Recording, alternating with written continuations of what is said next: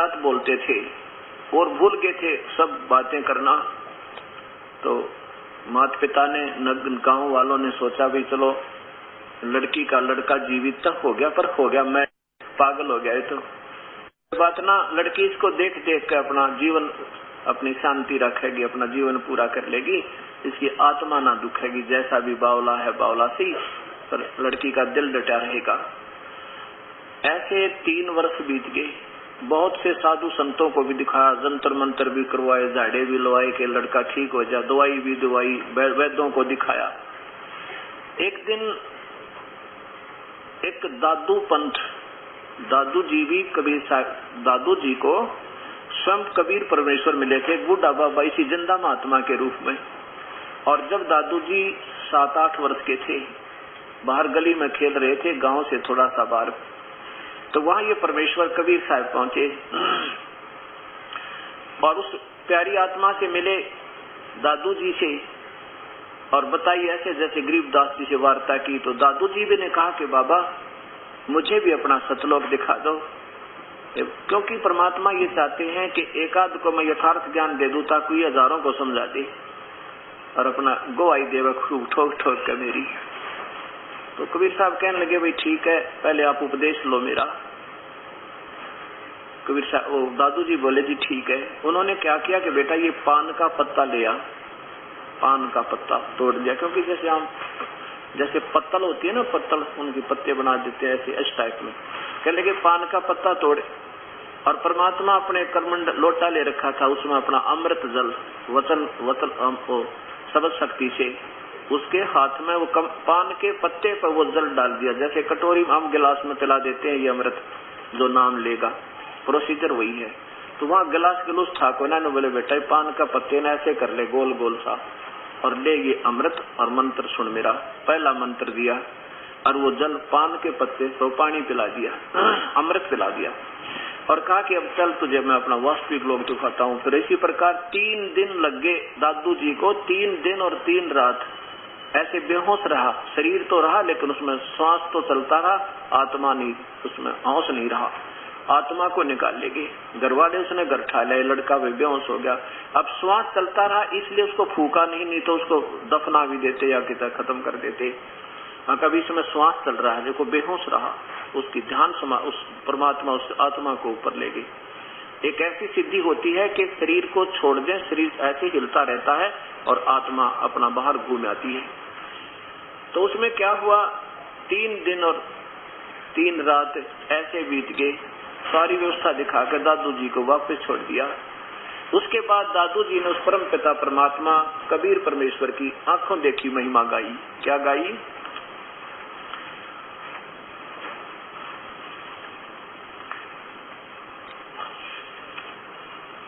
अपनी आंखों देखो महिमा गाई कबीर परमात्मा की। जो शरण कबीर के वो तिरगे अंत अपारे, दादू गुण के ता कहूं भाई कहते न आवे पारी। उस परमेश्वर की कहते के महिमा गाऊं कबीर परमात्मा की, जो उसकी शरण में आ गए वो तो असंख्यों पार हो गए, बिना गिनती के पार हो गए, सतलोक चले गए। कबीर करता आप है दूजा ना कोई, दादू पूर्ण जगत को हो भक्ति दरड़ावे सोई। दादू जी कहते हैं कि पूर्ण सारे जगत को वही भक्ति सत ज्ञान देते और किसी के पास सत ज्ञान नहीं है। ठेका पूरा होवे तब सब कोई तजय शरीरी, दादू काल चंपे नहीं जपे जो नाम कबीर। ठेका पूरा हुआ, श्वास पूरे होंगे तो सब न शरीर त्यागना होगा, और जो उस परम पिता परमेश्वर का सच्चे नाम से संबंध हुआ हो चुका है पूरे गुरु के साथ, उसको काल निकट नहीं आ सकता। ठेका पूरा होवे तब सब कोई तज शरीरी, दादू काल गंजे नहीं जपे जो नाम कबीरी। आदमी की आयु घटे तब यम घेरे आए, यम के दूत आकर पकड़ लेते हैं जब इसकी आयु समाप्त होती है। और सुमरण करे कबीर किया कबीर कहा दादू लिया बचाए। आदमी की आयु घटे तब यम घेरे आए, यम के दूत आ जाते हैं, काल के दूत आ जाते हैं लेने के लिए। और जब अपने परम पिता कबीर साहब को याद करके उसके सच्चे नाम का जब जाप करते हैं, किया मैंने, कहते दादू लिया बचा, और कल यम के दूत भाग गए और परमात्मा कबीर साहब आ गए। मेट दिया अपराध सब आ मिले जन्माही, अपराध माने पाप कर्म सब काट दिए, क्योंकि कबीर परमेश्वर ही हमारे पाप कर्मों को काट सकता है और कोई शक्ति नहीं, ना ब्रह्मा काट सके, ना विष्णु, ना शिव, ना ब्रह्म, ना परब्रह्म, केवल पूर्ण ब्रह्म वो सतपुरुष हमारे पाप कर्म काट सकता है।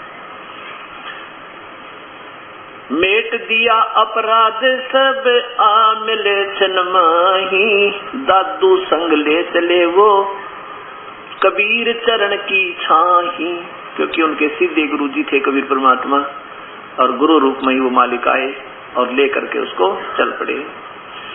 सेवक देव निज चरण का दादू अपना जान, बिरंगी सत कबीर ने कर लिया आप समानी, दादू अंतर्गत सदा ये छन छन सुमरण ध्यान, वारो नाम कबीर पे है पल पल मेरे प्राण। अपने भगवान के ऊपर कहते हैं, मैं पल पल अपने प्राण न्यौछावर करूं, ये परमात्मा कैसे दया करी, इसे कलयुग में मुझे आकर के संभाला आपने। सुन सुन साख कबीर की ये काल न्यवावे माथ, दन दन तीनों लोक में दादू जोड़े हाथ। क्या कहते हैं कि कबीर साहब की महिमा, साख माने उनकी महिमा सुनकर, कबीर साहब की महिमा सुनकर ये 21 ब्रह्मांड का भगवान ब्रह्मा विष्णु महेश के पिता श्री ज्योत निरंजन ये काल भगवान ने कहा माथा ऐसे माथ निभावे, अपने शीश झुका दे, उस परमेश्वर की महिमा सुनते ही इतना इतना घबरा जाता है। सुन सुन साख कबीर की ये काल नवावे माथ, दन दन तीनों लोक में दादू जोड़े हाथ। कितनी उपमा दी अपने परमात्मा को दादू जी ने कि केरी नाम कबीर का ये विषम काल गजरा जे, दादू भजन प्रताप से ये भाग्य सुनत आवाजी। अब क्या बताते हैं कि वैसे तो काल भी कोई छोटी पावर नहीं है, 21 ब्रह्मांड का मालिक है, 1000 भुजा का प्रभु है, ब्रह्मा विष्णु महेश से भी समर्थ शक्ति है। जैसे हाथियों में हाथी होंगे देखे हैं आपने, हाथियों में भी एक और तगड़ा हाथी बोलते हैं, उसको गजराज कहते हैं। वो भी कोई छोटी पावर नहीं है, आम प्राणी नहीं है, लेकिन केहरी बब्बर शेर के सामने के उसकी कहते दूर से भी आवाज लगा दे तो लीद कर दे, वो गजराज भी लीद करने लग जाता उस शेर की आवाज सुनते ही, यानी इतना भयभीत हो जाता हाथी उस शेर तक। तो ऐसे परमात्मा की तुलना कबीर दादू जी करते हैं कि वैसे तो ये काल भी अच्छी मजबूत शक्ति है, आपसे तो बहुत तगड़ी है, लेकिन उस परमेश्वर के सामने जैसे केरी शेर के सामने, बब्बर शेर के सामने, और ये हाथी होता है। केरी नाम कबीर का ये विषम काल गजरा जे, दादू भजन प्रताप से ये भाग्य सुनत आवाजी। पल एक नाम कबीर का दादू मन चतलावे, हाथी के असवार को ये काल सवान ना खावे। देख कितनी गजब, कितनी अजब महिमा दी है, उपमा दी है वाले को कि पल एक नाम कबीर का, अगर परमात्मा का आप सत्य मानते हैं, 1 सेकंड भी नाम ले लोगे जो कोई विशेष आपत्ति आवेगी, तो आप ऐसे स्थिर हो, आप ऐसे सेफ हो जैसे हाथी पर बैठे हुए व्यक्ति को और नीचे से कुत्ते भौंक रहे हो और वो बहुत जोर जोर से आवाज लगा रहे हो, तो कहते तुझे कोई हानि नहीं पहुंचा सकता। हाथी के असवार को जैसे कुत्ता हार्म नहीं कर सकता, हानि नहीं कर सकता, ऐसे परमात्मा कबीर साहब के सच्चे सेवक के ऊपर ये काल अटैक नहीं कर सकता। इतना सेफ इतना सुरक्षित समझो अपने आप को। ये ऐसी तुलना श्री दादू जी कर रहे हैं। फिर सुनो क्या कहते हैं। पद एक नाम कबीर का दादू मन चतलाए, आछी के असवार को ये सवान कुत्ता सवान काल नहीं खाए। कितनी प्यारी व्याख्या की है जिन्हें भगवान पाया है, उस प्रभु को समझा, पूर्ण ब्रह्म को। दादू नाम कबीर की सुमरत नाम कबीर का ये कटे काल की पीड़। दादू दिन दिन ऊंचा होवे फिर परमानंद सुख सीरी। जो परमात्मा कबीर साहब के सच्चे नाम की ओट लेकर भक्ति प्रारंभ कर दी पूर्ण संतता, तो कहते हैं उसकी कटे काल की पीड़ या जन्म और मृत्यु ना जाने के कष्ट जीव के ऊपर है, ये सब दुख निवारण होंगे। और कहते दिन दिन ऊंचा होवे, प्रतिदिन आपके घर में भी सुख, आपके शरीर में भी स्वस्थता, और दिन दिन ऊंचा रोज कमाई बढ़ा की, और परमानंद सुख सीर, उस परमानंद सबसे श्रेष्ठ सुखदायी सतल यानी सतलोक में आपका पारट होगा, हिस्सा होगा, वहां पर आपका स्थान हो जाएगा। दादू नाम कबीर की जय कोई लेवे ओटे, उसको कभी लागे नहीं ये काल कर्म की चोटे। काल के द्वारा निर्मित इस काल कर्म की ये बदर की चोट भी नहीं लगा जिसने कबीर परमेश्वर की ओट यानी शरण ले ली। केवल कबीर पंथी होने से बात नहीं बनेगी, उस नाम से बात बनेगी जो सच्चा नाम, वो प्रोटेक्शन करेगा। और वो सही नाम नहीं है तो फिर आपको कोई प्रोटेक्शन नहीं है। ठीक, आप अच्छी आत्मा हो, पिछला पुण्य अच्छे हैं, तो आपको सुख लग रहा होगा कि हम सुखी हैं, और आप सोच रहे हम कबीर साहब के आड़ में बैठे इसलिए सुखी है। नहीं, आड़ तो वो बतावेगी, वो उसका विधि पूजा की ये ओट आपको ठीक मिली या नहीं मिली। अब क्या बताते हैं, दादू नाम कबीर की जो कोई लेवे ओटे, उनको कभी लागे नहीं ये काल वजर की चोट।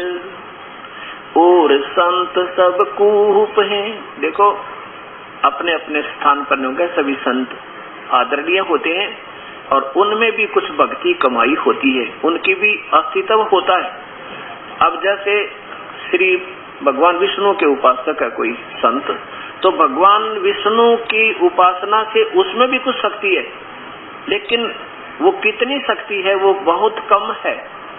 और ब्रह्म का साधक संत है, उसमें भी कमाई है। और एक पूर्ण परमात्मा कबीर परमेश्वर समझो। अब जैसे एक तो विभाग का मंत्री एक प्रांत में और एक मुख्यमंत्री, इनमें भी दोनों में शक्ति है। और एक प्रधानमंत्री हिंदुस्तान का इतना पावरफुल है कि जब चाहे किसी स्टेट के प्रांत के मुख्यमंत्री को वो देखे कि इसका कार्य अकॉर्डिंग टू द कॉन्स्टिट्यूशन नहीं है और जनता इसके खिलाफ है, उसको उसी समय उठा कर एक तरफ रख देगा और अपनी तरफ से बगैर किसी इलेक्शन के एक नागरिक को जिसको वो चाहे 6 महीने के लिए मुख्यमंत्री नियुक्त कर सकता है। इतनी पावर है। कहने का भाव ये है। तो अब इससे तुलना की है कि शक्ति तो ब्रह्म विष्णु में इसमें भी है और शक्ति ब्रह्म पर ब्रह्म में भी है, लेकिन कबीर परमात्मा पूर्ण ब्रह्म के तुल्य नहीं है। इसकी यहाँ तुलना श्री दादू जी करते हैं। और संत सब कूपे हैं, कूप माने एक कुएं, और केतेक श्रीता नीर। कुछ जैसे ब्रह्म समझो, ये ब्रह्मा विष्णु महेश तो कूप समझो, कुएं, ये भी लाभ देते हैं। और कुछ सरिता नीर यानी छोटी मोटी जो नाले होते हैं सीजनल से, ये ब्रह्म समझो। और दादू अगम अपारे है वो दरिया सत कबीर। कितनी अच्छी तुलना की है कि कबीर परमेश्वर को तो दरिया समझो जिसमें नावे बीर, नहर भी निकाल लेर, पानी भी पीवर, जैसे गंगा जैसी निर्मल दरिया। और बाकी संत जैसे कूप का काम वो कर रहे हैं, भगवान विष्णु भी भगवान, लेकिन मेरे पानी तो काम के ऊपर चला जाए, सिंचाई के लिए आता है, फिर भूखा मरे। तो ऐसे सारे काम सरेंगे, किस से सरेंगे? उस दरिया से सरेंगे। जिसमें से नहरें भी निकाली जाती हैं, कैनाल निकाली जाती हैं, फिर भी उसका दरिया का पानी सुरक्षित सफिशिएंट रहता है। ऐसे वो परमेश्वर कबीर साहब है। और संत सब कूप हैं केतेक श्रीता नीर, दादू अगम अपार है ये दरिया सत कबीर। अब ही तेरी सब मिटे ये जन्म मरण की पीड़, श्वास उसास सुमर ले दादू नाम कबीर। उस कबीर परमेश्वर का सच्चे नाम ने जो सतनाम संत देगा उसको सांस उसास में सिमरण कर ले। ये 2 मंत्र का जाप है सतनाम, और ये दास आपको देगा। ये धर्मदास जी को मिला था, कबीर साहब ने स्वयं दिया। ये गरीबदास जी को मिला था, ये दादू जी को मिला था, ये श्री नानक जी को मिला था, ये श्री मुल्कदास जी को मिला था, ये श्री रामानंद जी को मिला था, और ये गरीबदास जी को दिया, जिससे गरीबदास से परंपरा से फिर दास को उपलब्ध हुआ। और फिर इसके बाद एक सार नाम है, वो अभी तक किसी के पास नहीं था। इस दास के ऊपर मेहर करी परमात्मा ने, क्योंकि धर्मदास जी को जो परमात्मा कबीर साहब ने कहा था, धर्मदास तो सतनाम तो देना लेकिन सार नाम मत बताना किसी को। अगर तू अब सार नाम बता देगा तो ये बीच वाले जो हंस, जब सही समय आएगा अपनी भक्ति का, उससे पहले ये नकली संत इस सार नाम को भी बताने लग जाएंगे दुनिया को। फिर वो भ्रमित कर देंगे कि वो संत भी यही नाम देता है, वो संत भी यही नाम देता है, सब ठीक है, और उनका अधिकार भी ना होगा नाम देने का। तो इसलिए कहते हैं धर्मदास तो लाख दुहाई, ये सार शब्द कहीं बाहर ना जाई। सार शब्द बाहर जो पढ़ी और बिचली पीढ़ी हंसनी तरही। अगर तेन बीच ने बता दिया ना तूने, अब मत बताना, फिर आने दे समय फिर बताएंगे। अब सब संतों के आज तक कबीर पंथी जो नाम देते हैं वो मेरे पास है। कबीर पंथी आज जो दामा खेड़ा से भी जो नाम चल रहे हैं ना, जिसको सुप्रीम गद्दी माना दामा खेड़ा कबीर पंथ की, उससे जो नाम दिया जाता है वो मेरे पास है। और वहां से हजारों की नहीं तो सैकड़ों, कई सैकड़ों की संख्या में वो कबीर पंथी मेरे से उपदेश ले चुके हैं। कबीर साहब अब दिखाऊंगा आपको शाम के समय मिला तो, दामा खेड़ा धर्मदास की गद्दी जी को दामा खेड़ा की प्रथम गद्दी मानते हैं। और ये मानते हैं ये आज वर्तमान के लोग जो उस गद्दी से के ऊपर बैठे उस महंत से नाम ले लेगा उसका बेड़ा पार है। नहीं, कबीर साहब ने कहा है कि धर्मदास तेरी 6 पीढ़ी तो ठीक चलेगी भक्ति, और 7वीं पीढ़ी में काल का दूत होगा, फिर तेरी भक्ति चले नहीं भाई। आप मेरे पास रखिए किताब, दामा खेड़ा धर्मनगर दामा खेड़ा से प्रकाशित, और मैंने CD पर भी दिखाई है, आस्था चैनल पर भी दिखाया सबको। लेकिन फिर भी बुद्धि काम ना करती, क्योंकि हम सेट कसूते हो गए, वहां से उठ कर राजी को नहीं, पुराना रंग चढ़ गया हमारे अंदर। लेकिन परमात्मा ने सब कहा था तेरा वंश तो चलेगा लेकिन तेरी भक्ति नहीं चलेगी, तेरी 42 पीढ़ी तो चलेंगी लेकिन तेरी भक्ति 6 पीढ़ी के बाद समाप्त हो जाए। और वही बात बिगड़ गई। जो धर्मदास ने लिखा मैं ये नाम जपता था वो आज कबीर पंथ में नहीं है, और ना गीता पंथ में ना गरीबदास पंथ में, क्योंकि सार नाम बिना जीव की मुक्ति होना, और सार नाम इनके पास है। सार नाम सिमरण का है, और ये गीता में संकेत है, उसको सत शब्द कहा है गीता में। और ये चारों, यही वेद में अथर्ववेद श्याम वेद में प्रमाण है। और यही कबीर साहब ने धर्मदास को कहा था, मेरे पास ये कबीर साहब का कबीर सागर रखा है, उसमें अमर मूल 265 नंबर पृष्ठ पर लिखा है कि धर्मदास 3 सतिथि में नाम देना तू।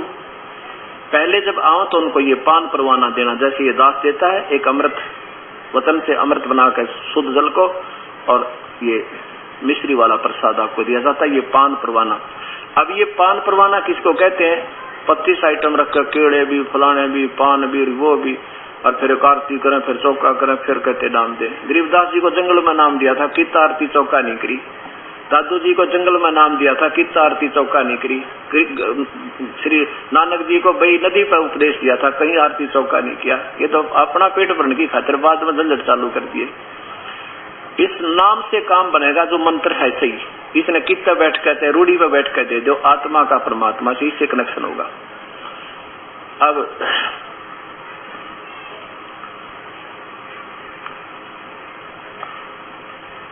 क्या बताते हैं? अब ही तेरी सब मिटे ये जन्म मरण की पीड़, श्वास उसास सुमर ले ये दादू नाम कबीर।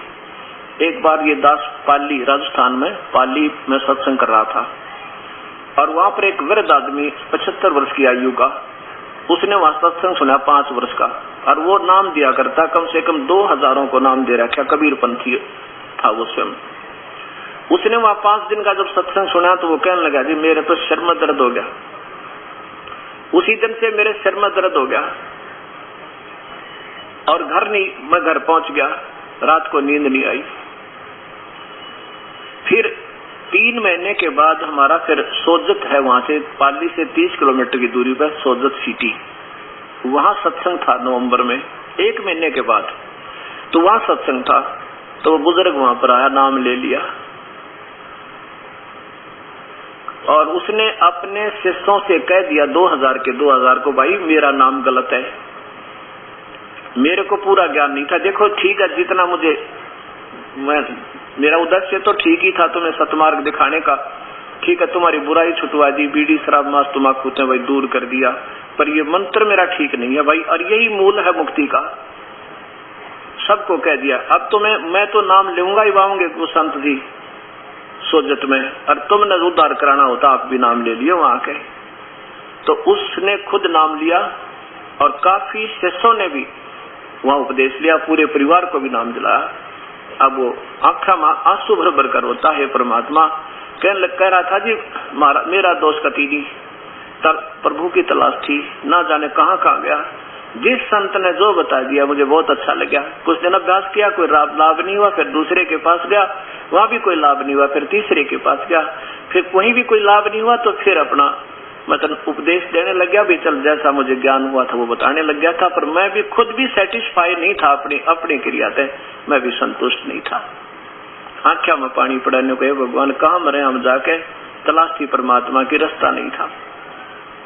तो धन्य भाग है ऐसे महापुरुष ने, वो संत होते हैं जिन्हें पता लग जाए फिर बुराई करे नहीं तो वो आप भी दोषी हो रहा था 2000 का गुमराह करके, और नरक में जाना था उस प्यारी आत्मा ने। और इसको संत कहते हैं। और कहते फिर जान बुझ साची तुझे करे झूठते ले, पता लग गया कि शास्त्र तुम्हारे नाम भी गलत, तुम्हारी क्रिया भी गलत, क्योंकि शास्त्र से नहीं मिलती, और फिर भी नहीं छोड़ेंगे। तो कहते जान बुझ साची तुझे करे झूठते ले, वाकी संगति है प्रभु फिर सोपन में बिना दे।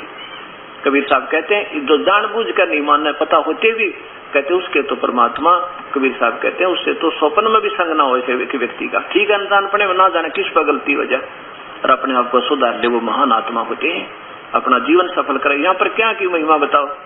अब मैं अपनी कति महिमा नहीं मानता कि मैं बहुत बड़ा काम कर दिया मैंने और मैं अपना प्रभु पाक रहा हूं ना, कति दास की एक मन में भी नहीं है। ये तो भक्ति मार्ग है। अब ये कहीं ना कहीं किसी पत ज्ञान पा जाओ, वहीं से ले ले अपना, इसमें के मानता और के इसमें जो है प्रभुता। ये तो शास्त्रों में पहले प्रमाण था, दास ने तो उसमें ढूंढ के आपके सामने रख दिया कि ये प्रमाण, ये वास्तविक वस्तु है, और लेना चाहो तो चाहे मुझे अपना दास मान का जाओ, पर ये नाम लेकर अपना कल्याण जरूर करवा लो, बेड़ा पार हो जाएगा आपका। ये मानव जीवन ऐसे खोने का नहीं है, इसमें मान बढ़ाई में नहीं आना चाहिए। मान बढ़ाई से है दूर, आज के हैं सदा हजूर, परमात्मा उन मान बढ़ाई वाले मेहनतों के पास नहीं होता। कबीर साहब कहते हैं साहब के दरबार में ये गाहक कोट अनंत, 4 चीज चाहते हैं ये रिद्धि सिद्धि मान महंते।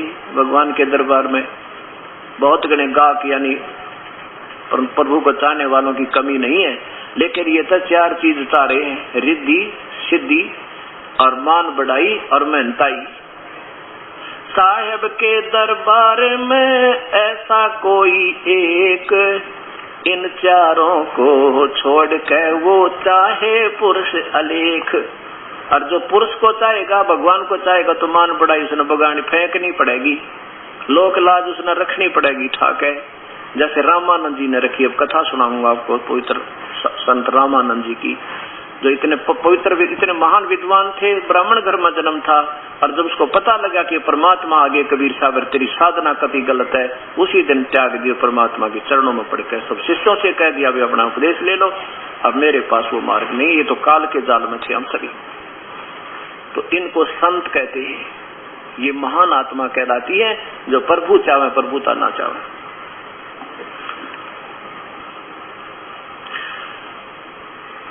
कोई सरगुन में रीझ रहा, अब ही तेरी सब मिटे ये जन्म मरण की पीड़, श्वास उसास में सोमर ले, दादू नाम कबीर, कबीर साहब का जो सच्चा नाम है, श्वास श्वास से सुमर कर ले। हम ये 2 मंत्र का जाप सतनाम 9 मंत्र के जाप से बनता है, ये सतनाम है। और ये जो हम दामा खेड़े से जो नाम देते हैं, अदर नाम सा, अबदर नाम, अमर नाम, पातल सब सिंधु नाम, ये पूरा श्लोक दे रखा है। तरह गजब हो, ये कोई सतनाम, ये कोई मंत्र है, जो 5 नाम का जाप है। ये वो नाम आपको प्रथम बार दिया जाएगा जो सही मंत्र है। उसके बाद 2 अक्षर का जाप है एक उसमें, और फिर वो सतनाम कहलाता है। और फिर एक उस 2 मंत्र के नाम के साथ सारनाम फिर जोड़ा जाएगा, वो तीनों मिलकर फिर रात बाद में 3 मंत्र का जाप, ये सारनाम बनेगा। और ये गीता जी में प्रमाण दिया है 17वें अध्याय के 23वें श्लोक में, देखिएगा कि ओम तत्सत है। उस पूर्ण परमात्मा के पाने का अर्जुन 3 मंत्र का जाप है। ओम तत्सत, ओम तत्सत, ओम तत्सत, ऐसे नहीं जपना इसको क्योंकि एक सांकेतिक शब्द है, ये गीता में संकेत दिया है भगवान ने। और ये ब्रह्म उन 2 नामों को बोल नहीं सकता, उनको बता नहीं सकता, ये अनधिकारी है। अब जैसे कोई एसडीएम और डीसी की मोहर कभी नहीं लगा सकता, या मंत्री की मोहर लगा नहीं सकता, वो अनधिकारी है, उसको दोष हो जाए, उसको पता है। अब देखिएगा अध्याय नंबर 17 का और मंत्र नंबर, ये श्लोक नंबर 23, ये 23 नंबर श्लोक आपके सामने है। इसमें शपथ लिखा है ओम तत्सत, 3 मंत्र का जाप है। ओम तो सीधा ये ब्रह्म का जाप है, ये काल का जाप है ब्रह्म का। ये तो साथ हमने लेना होगा, क्योंकि इसकी कमाई करके हमने इसको देनी होगी। जैसे गीता जी के 18वें अध्याय के 66वें श्लोक में लिखा है कि मेरी सब पूजाओं को मुझ में छोड़कर उस एक परमात्मा की शरण में तू फिर जा सके। ओम और तत् और सत ये सांकेतिक है, ये दास बताओगा आपको, इसको कोई नहीं देने का अधिकारी आज के दिन संसार में, ये सत्कर मान लेना। और ये मंत्र पर ब्रह्म का है और ये पूर्ण ब्रह्म का है। और ये 3 मंत्र का जाप इकट्ठा चलेगा फिर लास्ट में आपको। इस 3 मंत्र के जाप से पूर्ण परमात्मा की प्राप्ति होगी। क्या लिखा है कि ओम तत् सत इति निर्देश है। निर्देश का अर्थ होता है संकेत और आदेश, केवल यही करना और नहीं करना। निर्देश है, निर्देश है ब्रह्मणे माने पूर्ण परमात्मा के, सुमृत माने सुमरण का, त्रिविध माने 3 प्रकार के मंत्र का, उस परम पिता के सुमरण का निर्देश है, आदेश है। और इसी को ब्राह्मणा माने विद्वान पुरुष परमात्मा की इसी प्रकार से पहले पूजाएं किया करते थे। पूरा माने शुरू में जब सृष्टि प्रारंभ हुई, वो सत भक्ति वेद अनुसार इसी विधि से करते थे। और दूसरा देखो यहाँ 24 में क्या लिखा है, तस्मात् ओम इति उदाहरते ज्ञान दान तप क्रिया आदि। यहाँ देखो इसकी हिंदी सुनाता हूँ, हिंदी इनकी जहाँ तक ठीक है, महापुरुषों की ठीक है। इसलिए वेद मंत्रों का उच्चारण करने वाले श्रेष्ठ पुरुषों की शास्त्र विधि से नियत यज्ञ दान और तप रूप क्रिया सदा ओम इस नाम के, परमात्मा के नाम के उच्चारण से प्रारंभ होती। जैसे ओम भूर्भुवः स्वः, ये काल तक के जाप है, ब्रह्म तक के। ओम नमः शिवाय, ओम भगवते वासुदेव नमः, जहाँ पर ओम नाम से क्रिया शुरू होती है, ये ब्रह्म तक की साधनाएं हैं, ये काल तक की पूजाएं हैं। आगे देखो, और जो तत् मंत्र है ना, तत् मंत्र कहते हैं, वो करेगा जिसने यहाँ से पीछा छुटवाना, जन्म मृत्यु चाहेगा, उसको तत् मंत्र प्राप्त, वो तत् मंत्र प्राप्त करेगा, उस पे काम करेगा तत् मंत्र। यानी दूसरा तत् इति, नीचे देखो, तत् अर्थात तत् नाम से कहे जाने वाले परमात्मा की यह सब इस भाव से फल को न चाहकर नाना प्रकार की यज्ञ तप रूप क्रियाएं तथा दान क्रियाएं, देखो ये देखना ध्यान से, छोटा करो बड़ा, मोक्ष आकांक्षा भी, मोक्ष माने जन्म मृत्यु से छूटने की इच्छा करने वाले ही के द्वारा की जाती है। दूसरा मंत्र तो वो लेगा, जैसे अभी तक तो आप जो पूजा कर रहे थे बढ़िया थी, अब आपको ज्ञान होगा, आप चाहोगे भगवान यहाँ से पीछा छूटे, तब इसकी आपको ये तड़प होगी, तब ये मिलेगा। आगे देखो 26 में लिखा है, ये देखो सत शब्द, सद्भावे साधु भावे, तीसरा नाम आपको जब देगा ये दास, आपका कति हृदय हट जाएगा परमात्मा। ना राष्ट्रपति बनना हमने यहाँ का, ना इंद्र का राज चाहिए मालिक, इंद्र का राज काग का विष्टा। ऐसी नफरत आपको यहाँ हो जाएगी। सद्भावे साधु भावे, कति आप साधु भाव हो जाओगे जब सत शब्द सार शब्द आपको दिया जाएगा। वैसे नहीं ये दिया जाएगा तो ये काम नहीं करेगा, आपको व्यर्थ हो जाएगा। सद्भावे बिल्कुल वास्तव में यहाँ से पीछा छुटवाने वाले, साधु भावे बिल्कुल कोई इच्छा नहीं रहे इस काल के जाल की लोक की। सत इति एतत् परिजुते, उसको सत नाम यानी सच्चा नाम, वो सत शब्द सार शब्द दिया जाता है। यहाँ देखो प्रशस्ते कर्मणि तथा सत शब्द, सत शब्द माने सार शब्द, सार शब्द बिल्कुल वास्तविक मंत्र। पार्थ युद्धते, वो इस सार शब्द को प्राप्त करके फिर उसकी भक्ति करते हैं। ये 3 मंत्र का जाप 3 विधि से दिया जाएगा और इसकी स्मरण की विधि भी 3 प्रकार से है, त्रिविधि, 3 ही प्रकार से इसका सिमरण होगा। श्वास उश्वास से होगा। कबीर साहब कहते हैं, कहता हूँ कई जाते हूँ, सुनता है सबको ये, सुमरण से भला होएगा भाई ना तो भला ना होए। कहता हूँ कई जाते हूँ, कहूँ बजा के डोले, श्वास जो खाली ही जात है ये 3 लोक का मोले।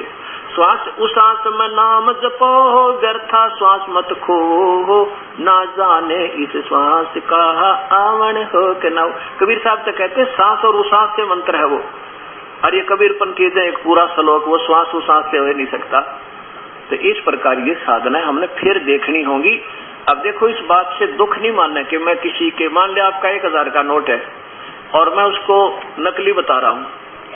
अब मैं नकली बता रहा हूँ तो आपको थोड़ी सी चिंता तो होनी चाहिए भी, क्यों नकली बताया इन्होंने, ऐसी क्या बात है। तो उसकी ट्राई करे, उसने मिलावा किसी दूसरे तो पूछा तलाश करे, और जिन आधार पर गलत बताया उनको फिर मिलावे, और ठीक है तो बढ़िया, फिर चिंता मत करें, फिर दुख किस चीज का। मतलब इस प्रकार आपको अब थोड़ा सा सावधान फिर होना चाहिए। संत तो नहीं आपको रास्ता देंगे, क्योंकि वो तो ठीक है महान आत्मा होंगे, वो तो अवश्य कह देंगे भाई ठीक है देखो हमने जितना ज्ञान था बता दिया। एक भक्त ने ऑब्जेक्शन हुआ, जींद में हमारी सीटी चल रही थी, सीटी केबलों पे, उसने ऑब्जेक्शन हुआ और सीटी केबल वाले से 3 कैसेट उठा ले गया जो उनके गुरुजी के बारे में थी, और गुरुजी को दिखाई। ये वो गुरुजी हैं जिनके लाखों शिष्य, उनके पास गया, देखो जी आपके बारे में ऐसे ऐसा कर कह रहे हैं ये, और बताओ हमने क्या करना। उस संत ने जब देखी वह सीडी, अब उन्हीं की किताबें बताओ, दास ने तो कुछ किसी के बारे में कुछ कहा ही नहीं है। मैं तो ना इस योग्य हूँ किसी को बुरा और भला बताने का, ना मुझे आप इतना ज्ञान। मैं तो ये कह रहा हूँ कि शास्त्र तो ये बतावें और ये संत ये बतावें, अब तुम देख लो भाई कौन सा ठीक है। तो उसने वो कहने लगा भाई ठीक है हमने जितना ज्ञान हमने बता दिया, कोई ज्यादा जानता वो बता देगा, चलो इतना भी कह दिया भला उसका। तो कहने का भाव अब ये सामने आओगी, सबके समाज के सामने ये सारी सच्चाई आएगी और आप ही ने समझना होगा, और फिर वो भी समझेंगे जब उनको पता लगेगा भाई सारे भक्तात्मा उधर जा रहे हैं तो कारण क्या है ये। तो बुद्धिजीवी तो सोचन पर विवश होगा, फिर अपना जीवन कल्याण उनका भी हो जाएगा, इसमें कोई बड़ी बात नहीं है। और इसी का प्रमाण श्याम वेद के अंदर आपको दिखाता हूं।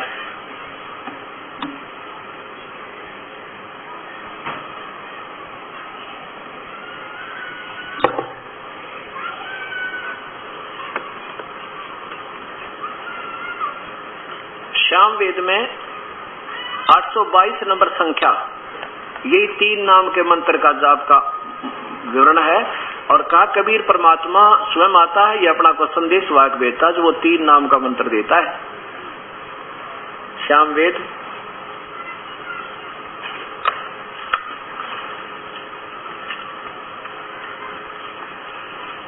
स्वर्गीय पंडित तुलसी राम स्वामी कृत सार्वदेशिक आर्य प्रतिनिधि सभा 3/5 महर्षि दानंद भवन आसफ अली रोड नई दिल्ली दूरभाष इतना। इसमें 822 नंबर श्लोक। अब देखो हमने मूल संस्कृत आज भी हमारे पास है, अनुवाद किसी ने अपने ढंग से किया है तो उसकी अपनी सोच है। अब फिर हम इसको दोबारा देखेंगे क्योंकि ये किसी की निजी संपत्ति नहीं है वेद या गीता जी, ये तो एक मानव मात्र का अधिकार, हर एक का अधिकार है, इस पर सोच विचार करने का। ये देखो 822 नंबर संख्या है। मनीषी भी पवते पूर्वे कबीर, ये रे यहाँ लिखा न के ऊपर रे, ये ऊपर रे लगा, ये यहाँ लगेगा कबीर। नर भी यत प्री कोसान आसिदत त्रि, तीन तस्य माने उस भक्त आत्मा को, नाम माने मंत्र, त्रि नाम जनैन मधु अक्षरन इंद्रस्य वायु सखाय वर्धन। ये तो आपको संस्कार दिखाई, इनका अनुवाद तो नहीं आपके समझ में आएगा ये क्या लिखा है इन्होंने, ये तो आपको संस्कार दिखाई है। और इब दास आपको इसका टीका बताएगा, अनुवाद कैसे, जैसा मेरी सोच ने काम किया है और शास्त्रों का जो मेल खाता है। ये एक परिभाषा प्रभु की एक पुस्तक दास ने तैयार की है, इसको पांचवा वेद समझो, ये एक गागर में सागर समझो, ये सागर बूंद समाना, यानी सारा निचोड़ इसके अंदर सब शास्त्रों का, सब पवित्र धर्मों का इसके अंदर आपको मिलेगा। और इसी में ये वेदों के कुछ जो है मंत्रों का अर्थात श्लोकों का सरलार्थ भी मिलेगा। इसमें एक चैप्टर है सौदागर को संकेत और एक है प्रदर्शनी। प्रदर्शनी में दास ने क्या किया कि दास ने भी अनुवाद किया है और फिर महर्षि दानंद जी ने, श्री जैसे स्वामी जी ने और दूसरे संतों ने जिन जिन ने इनका सरलार्थ किया उनका भी साथ में लिखा है। और फिर स्वयं उसको कंपेयर करना कि कौन सा ठीक है या अच्छा आपको लगेगा, आप स्वयं फैसला करें। ये 822 नंबर संख्या, ये देखिएगा।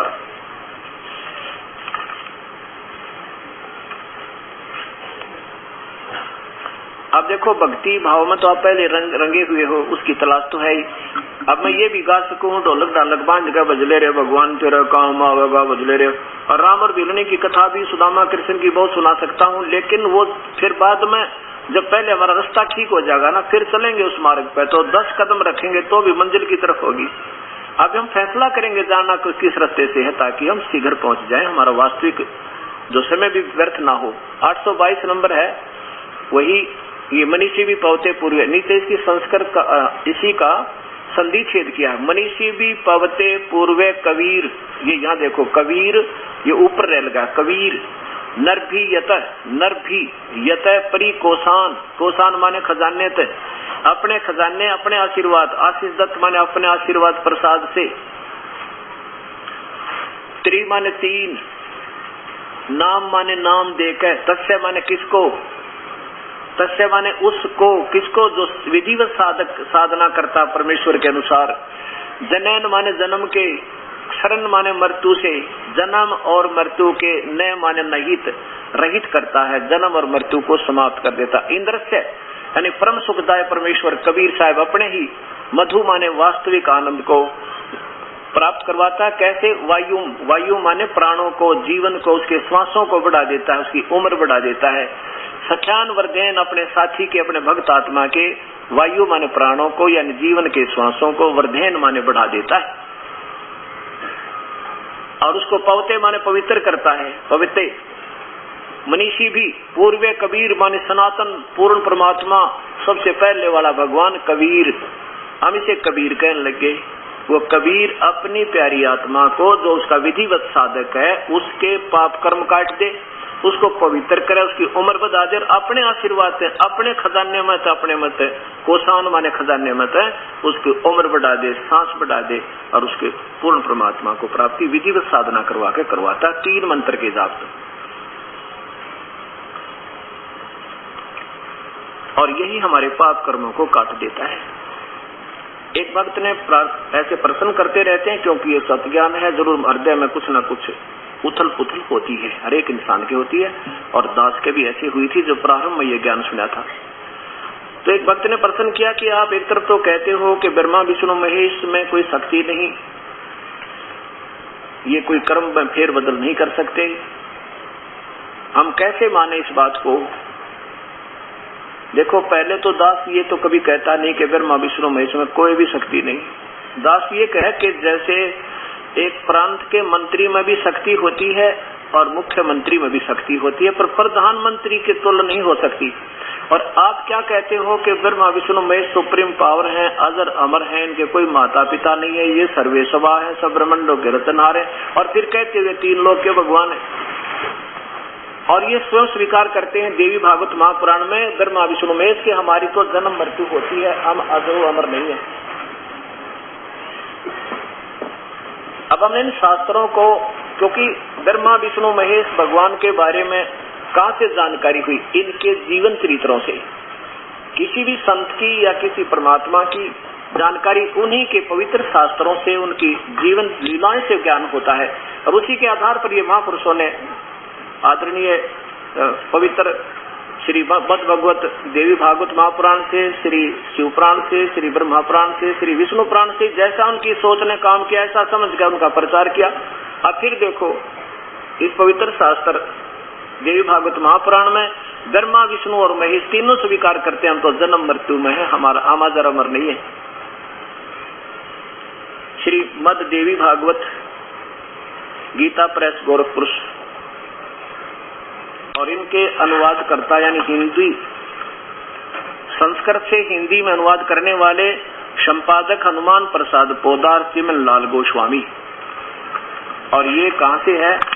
गीता प्रेस गोरखपुर से प्रकाशित है, मुद्रित है। अब इसके देखना तीसरे सकंद में आपको केवल थोड़ा सा हिंट दूंगा, क्योंकि लगातार मैं कई दिन से इसी को बताता हुआ आ रहा हूं। तीसरा सकंद 123 नंबर पृष्ठ पे आप देखिएगा, ये तीनों भगवान स्वीकार करते हैं कि हमारा जन्म मृत्यु होती है, और भगवान शंकर कहते हैं कि इस देवी को मैंने पहले देखा था। तीसरा सकंद है, यहां देखिएगा, भगवान विष्णु जी बोलते आ रहे हैं कि ये वे ही दिव्यांगना हैं जब दुर्गा को देखा अपनी मां को, क्योंकि ये छोटे से थे बालक, जब बेहोश कर दिए थे दुर्गा ने, काल के आदेश था, अपने पति के आदेश था। और जब ये बड़े हुए जवान तो इनको होश में लाया गया था, ब्रह्मा को कमल के फूल पे, और विष्णु को शेष सैया पे, और शिव जी को कैलाश पर्वत पे। तो उस समय जब ये होश में आया, जब कहते जवान हुए, जब देवी को देखा तो शंकर विष्णु जी कहते हैं कि ये वही देवांगना, वो देवी है पर्यावरण में, जब पानी ही पानी था, कोई सृष्टि नहीं थी। मुझे दर्शन हुए थे उस समय मैं बालक रूप में था, मैं छोटा सा बालक था, मुझे पालने में दुलारी थी, और वट वृक्ष के पत्थर पर एक सुदृढ़ सैया बिछी थी, उस पर लेट कर मैं अपने पैर के अंगूठे चूस रहा था। भगवान विष्णु कह रहे हैं, अरे इनको ये अजर अमर बताया करते, अभी बता रहे हैं, बताया क्या करते?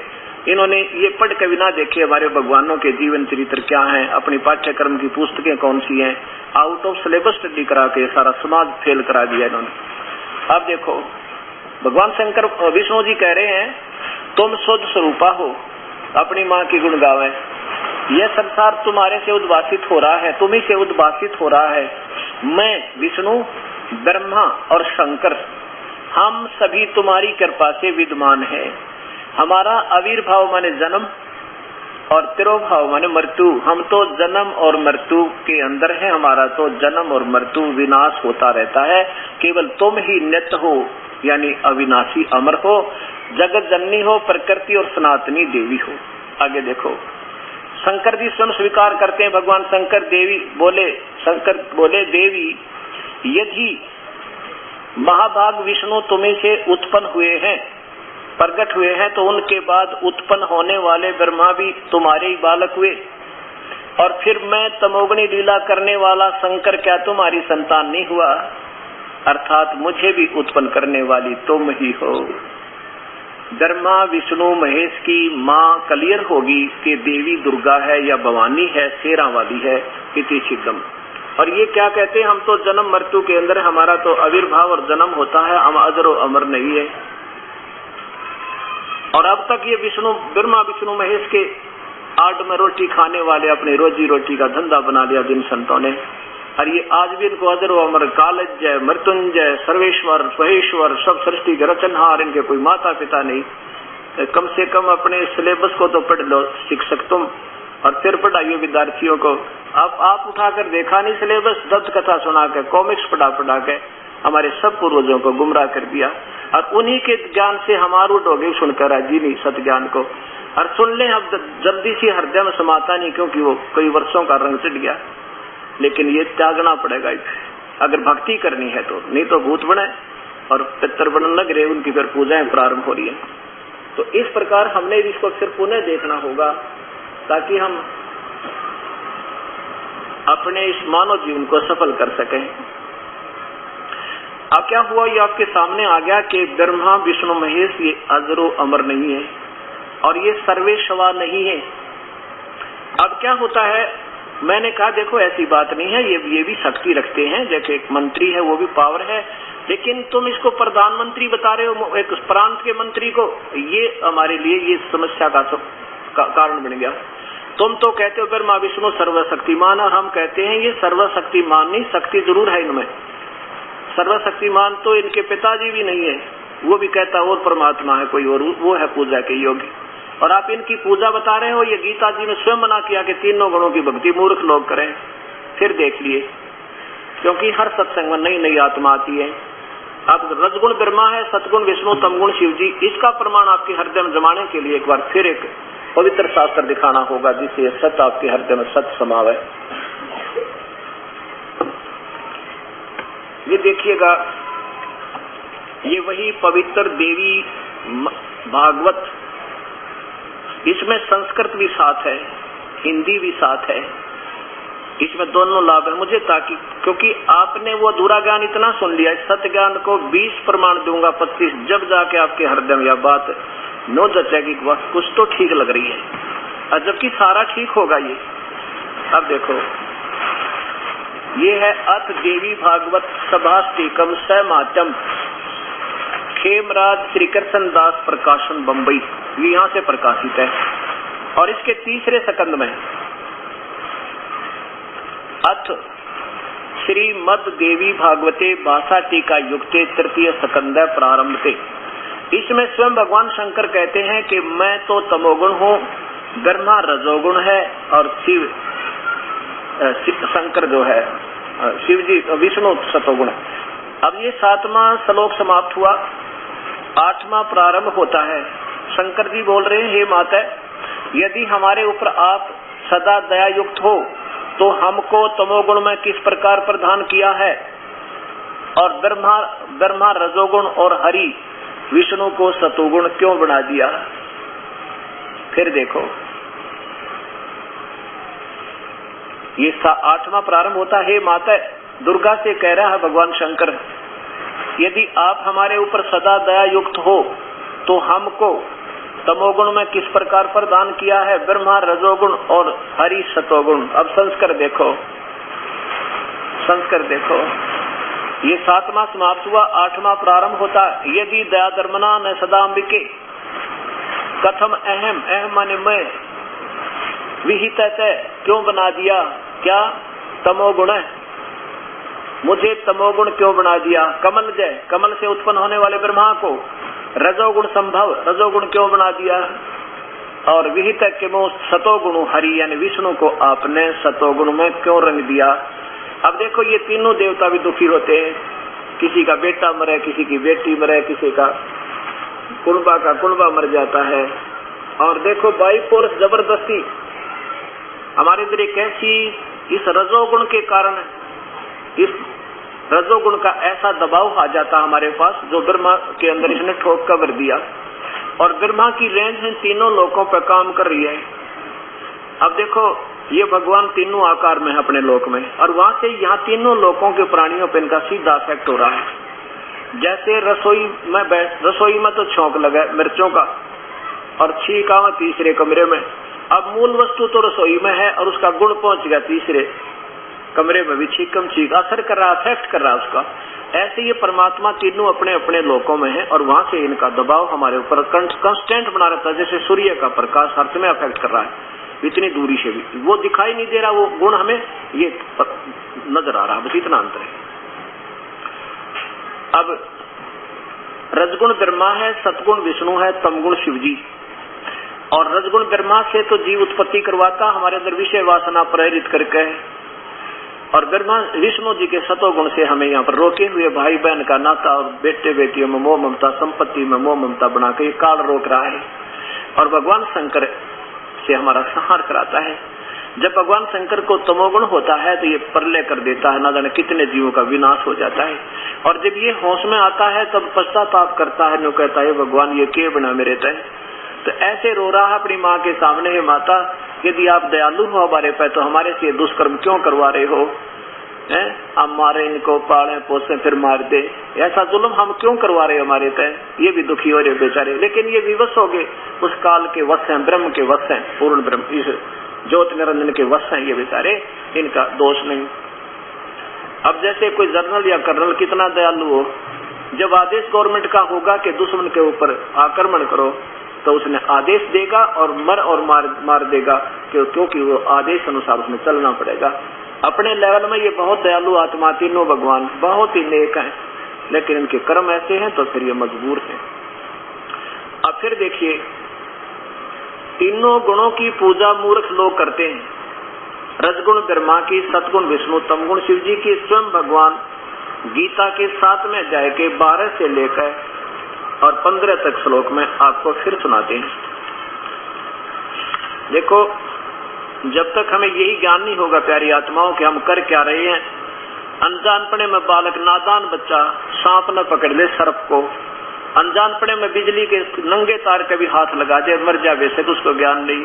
और जब उसको ज्ञान हो जाएगा फिर इतनी दूर हाथ करेगा, जब पता लग गया इसमें करंट है तार में, कूद कर पड़ेगा। और पता लग गया कि सर्प नाम सुनते डर जाएगा, और पहले डराए थे भी नहीं डरा था क्योंकि उसको बोध नहीं था। अब आपको बोध होगा कि हम कर क्या रहे हैं, हमारे शास्त्र क्या बता रहे हैं, फिर आपको भय होगा, आप उसे उल्टे हटोगे। आप सियाने होकर उल्टे हटोगे नहीं, हट नहीं सकते। देखिए अध्याय नंबर 7 का श्लोक नंबर 12, 13 और 14, 15 4-5 श्लोकों में क्लियर हो जाएगी। अध्याय नंबर 7 ये पवित्र गीता जी, गीता प्रेस गोरखपुर से प्रकाशित है। और अध्याय नंबर 7 और श्लोक नंबर 12 से प्रारंभ करेंगे। और भी जो सतगुण से यानी विष्णु से जो हो रहा है जीवों की सकीची होने वाले भाव हैं, और जो रजगुण से जीवों की उत्पत्ति ब्रह्मा से, और तमगुण शिव जी से संहार, ये संकेतिक शब्द हैं क्योंकि गीता में संकेत ज्यादा है, क्योंकि चारों वेदों का सार है। ये चारों वेदों का एक समझो सागर, गागर में सागर किया भगवान ने, तो संकेत ज्यादा दिए। संकेत को वही बताओगा जो वेद को जानने वाला तत्वदर्शी संत है। इसमें 15वें अध्याय के प्रथम श्लोक में प्रमाण दिया है कि वो संत इसको बता सके। अब तमोगुण से होने वाले भाव हैं, ये काल बोल रहा है, ब्रह्म बोल रहा है गीता को श्री कृष्ण में प्रवेश करके। होने वाले भाव उनको सबको मुझसे होने वाले ऐसा जान, परंतु मैं उनमें और वे मुझ में नहीं है। अब देखो कितना स्पष्ट कर दिया। काल बोल रहा है कि मैं तो इन ब्रह्मा विष्णु में से न्यारा रहता हूँ, और यही तीनों जो कर रहे हैं उनका नियमित मैं हूँ, क्योंकि यही करवा रहा है। इसको भूख लगती है 1 लाख जीवों का रोज आहार करने की, मानव शरीरधारियों की, इसलिए ये अनर्थ यही करवा रहा। कहते ये सब मुझसे ही होने वाला, ये उन सबको मुझसे ही होने वाला ऐसा जान, परंतु मैं इनमें और ये मुझ में नहीं। क्योंकि इन तीनों पुत्रों को अलग से राजधानी दे रखी है।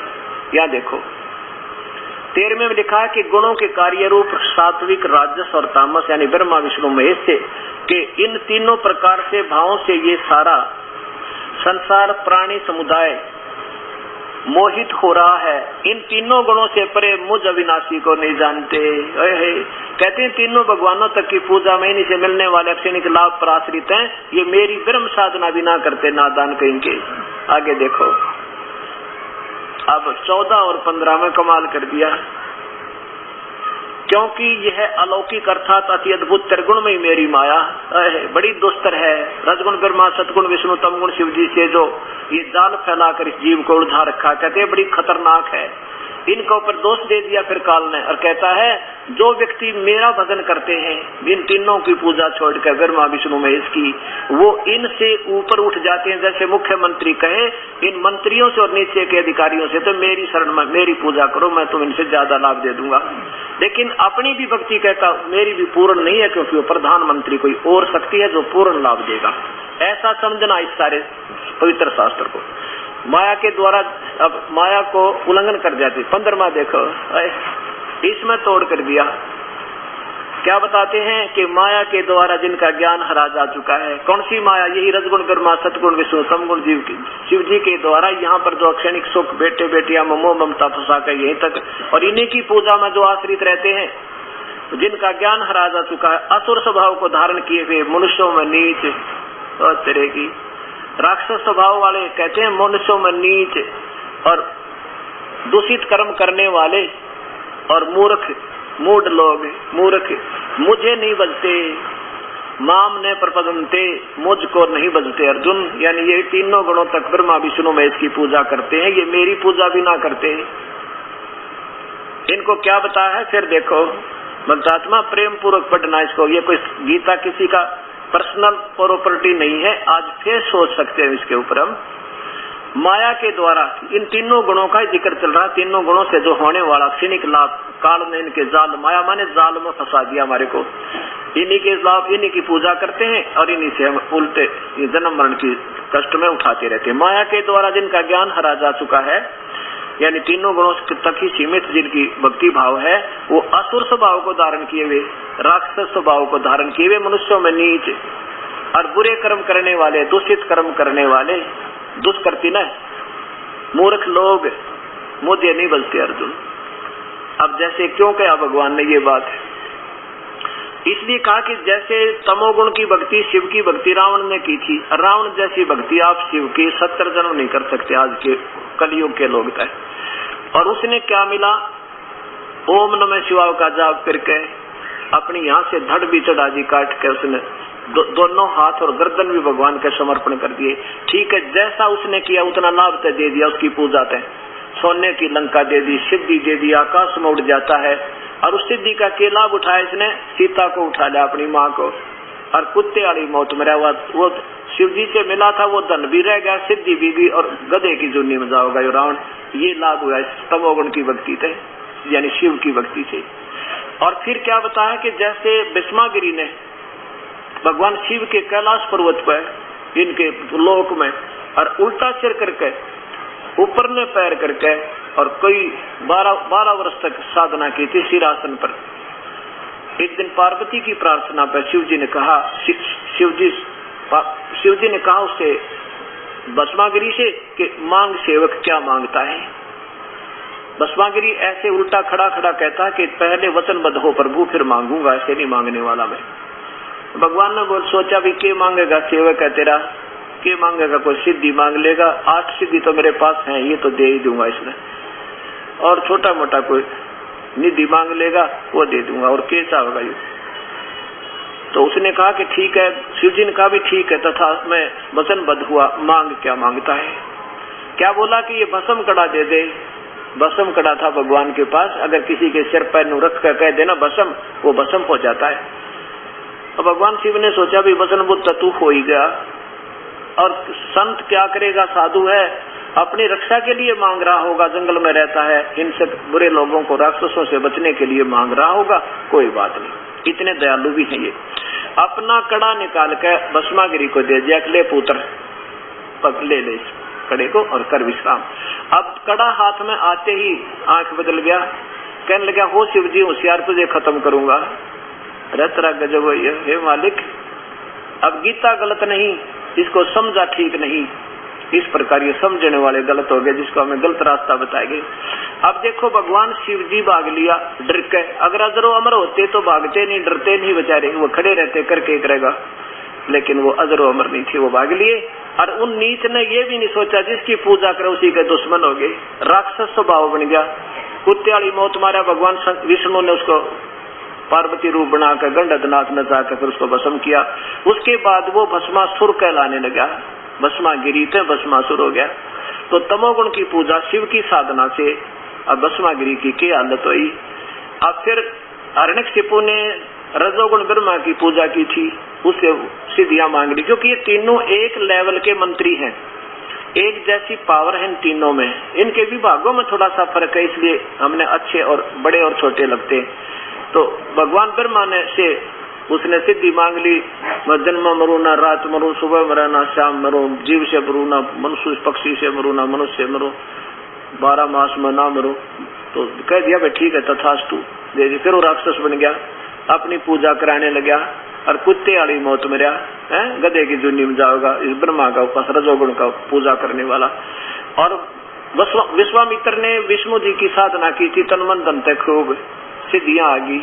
और फिर क्या बना, अपने ही साथी वशिष्ठ मुनि के 100 पुत्रों की कसाई की तरफ हत्या करती, मासूम बालकों की। तो यहाँ कहते हैं ये तीनों गुणों के उपासक भाई मूर्ख लोग, राक्षस स्वभाव को धारण किए हुए ब्रह्मा विष्णु महेश तक की उपासना। अब यहाँ एक और उदाहरण देना पड़ेगा, क्योंकि हर सत्संग में हर पुण्य आत्मा नई नई आती है और ये एक ऐसा सामूहिक शिक्षा स्थल है जिसमें इकट्ठी पढ़ाई करानी पड़ती है, नर्सरी से लेकर PhD तक की। सबको ये ज्ञान बार बार हृदय में समाना चाहिए। एक बार कुंभ का मेला भरा था, आज से 350 वर्ष पहले, हर की पैड़ी में, हरिद्वार में। और वैसे तो वो शास्त्र विरुद्ध साधना है, क्योंकि जो वेद और गीता में नहीं लिखा है वो शास्त्र विरुद्ध है। उसका ना कोई लाभ हो, ना कोई परम सिद्धि हो, ना कोई उसको सुख हो सकता है, वो तो व्यर्थ बताई है वैसे तो। लेकिन इन्हों की अपनी सोच के आधार पर ये माना गया कि हर की पैड़ियों पर कुंभ का मेला लगा, बहुत पवित्र पर्व है। तो उसमें क्या करते हैं ये तीनों गुणों के उपासक, जैसे शिव के उपासक नाथ, कनपाड़े नाथ, ये दूसरे नाथ, उगड़ माने ये नंगे नागा साधु, और साथ में ये पुरी गिरी, ये सारे शिव के उपासक हैं। और उधर से वैष्णु साधक, विष्णु जी के उपासक वैष्णु कहलाते हैं। ये सभी जाकर के वहां स्नान करने के लिए पहुंच गए।